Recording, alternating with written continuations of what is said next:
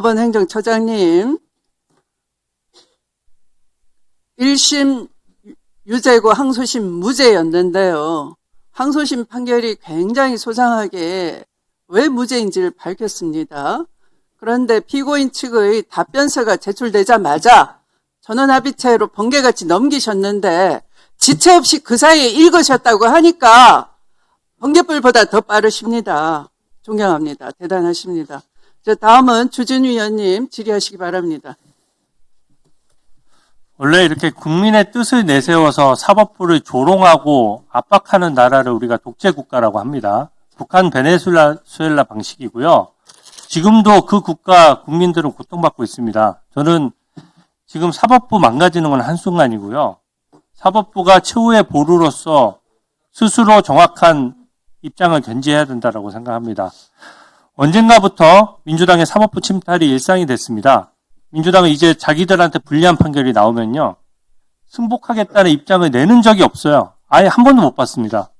과거에는 그래도 불리한 판결이 나와도 판결 결과에 대해서 각 당이 다 판결 결과에 대해서 겸허히 승복한다는 메시지를 냈었는데 민주당 그런 메시지 내는 거 한 번도 본 적이 없어요. 어떻게 수긍을 해? 행정처장님, 판결이 특정 정당에 불리해도 승복하는 것이 법치주의의 기본 아닙니까? 예, 판결에 대해서는 승복하는 것이 맞습니다. 아까도 이재명 대통령 공직선거법 대법원에서 유죄해줬다고 유심 대법관에 대해서 질타하는 식으로 얘기하고 뭐 천재라는 둥 그렇게 비아냥거리고 입장 밝히라고 하고 반성하라고 하고, 여기가 무슨 북한입니까?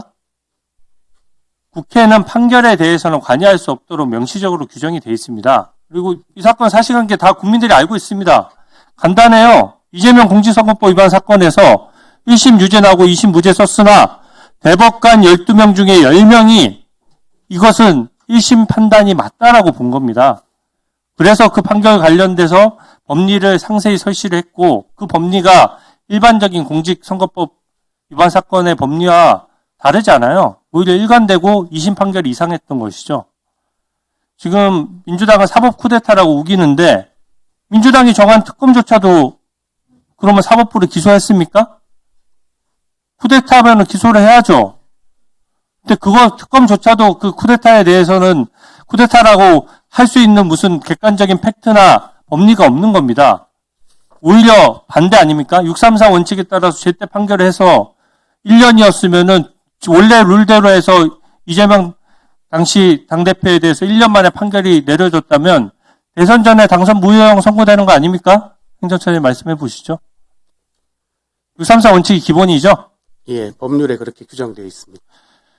지금도 현재 상황을 말씀드리면 대법원에서 유죄 판결이 있었기 때문에 고등법원은 법률상 이것에 기속이 되고 재판이 재개되면 유죄가 확정되는 것이 이게 진실입니다.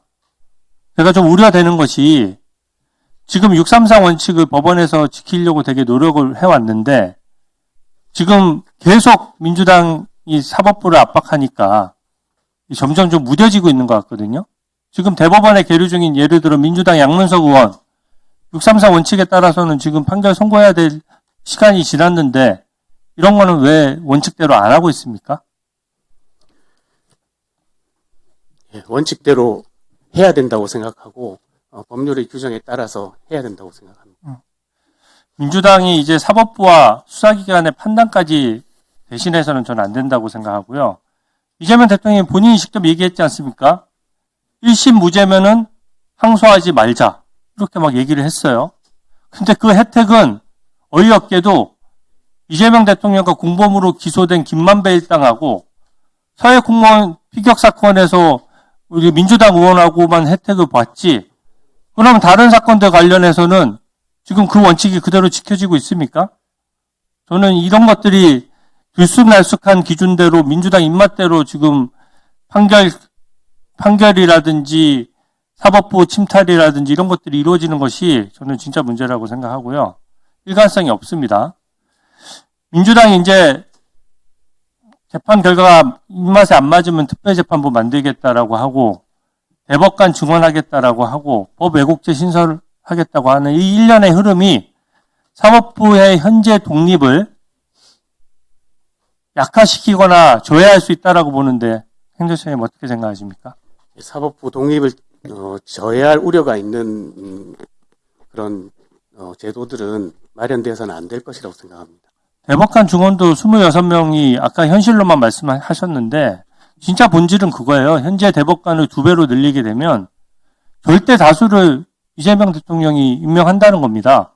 그러니까 편파적으로 구성될 수밖에 없고 그러면 사법부 독립이 위협받는다는 거 아닙니까? 만약에 대법관 중원이 진짜 필요했다 그러면 윤석열 정부 때 왜 안 했어요? 민주당이 다수당인데. 대법관 중원에 대해서만 한 번 더 입장을 밝혀주십시오. 대법관 증원에 관해서는 사실 여러 가지 의견들이 있는 것으로 알고 있습니다. 뭐 필요하다고 하는 분들도 많이 계시고, 그 다음에 또 우려를 말씀하시는 분들도 계신데, 저희 입장에서는 아까 말씀드린 것처럼 설령 대법관이 어느 정도 증원이 되더라도 하급심 약화가 크게 우려된다는 점을 말씀드리지 않을 수 없다는 것입니다. 이상입니다.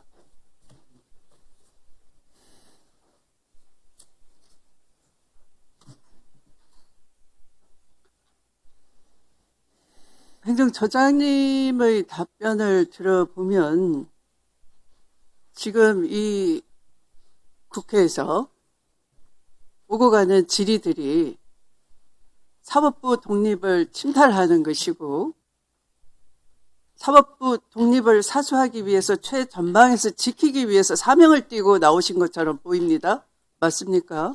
저는 그렇지 않습니다. 아까도 처음 말씀드린 답변이 것처럼 계속 그렇습니다. 저는 국회와 협력을 왜 중요하게 생각합니다. 대법관 증언이 필요한지 아까 그 7만 페이지 기록 볼 수 없는데 국민이 생각하기에는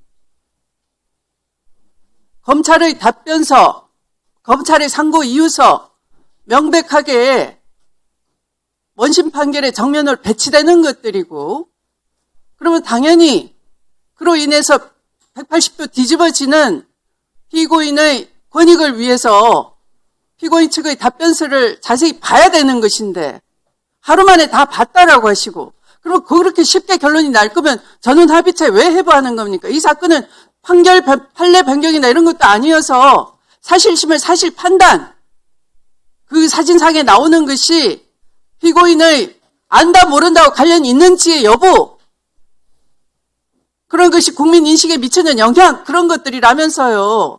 그러면 사실 판단이잖아요.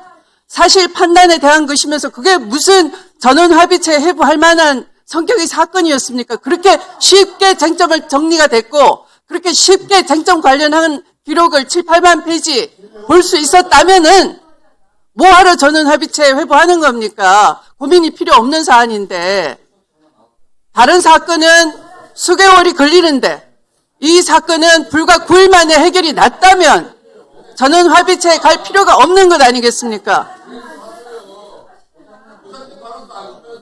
그런데 객관적으로는 국민이 납득이 안 돼요. 그러면 대법관 증언이 필요한 거지요. 근데 그 모든 것을 버무려서 사법부 독립의 침탈이다 이렇게 주장하는 데 대해서 막무가내 장단을 맞추신다면 그럼 여기가 전쟁을 치르기 위해서 나오신 겁니까? 결사항전의 각오로 나오신 겁니까? 무슨 자세가 그러합니까? 전현희 위원의 질문에 도대체 눈곱만큼도 서있고 답변한 바가 없네요. 자, 다음은 존경하는 김기표 의원.